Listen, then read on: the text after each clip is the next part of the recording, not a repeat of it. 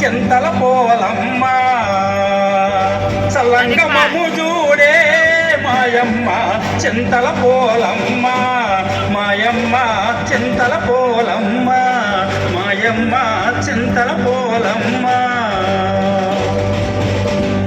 ఆ విధంగా అమ్మవారు స్నానానికి వస్తుండగా ఒకరోజు అర్ధరాత్రి కోళ్ళగూడులో ఎలక దొరపడంతో బెదిరిని కోళ్ళు కూయడం వల్ల కోడికోత సమయం అయిందని భావించినటువంటి జాలారి తన వలను భుజంపై వేసుకొని సముద్రం ఒడ్డుకు వచ్చాడు.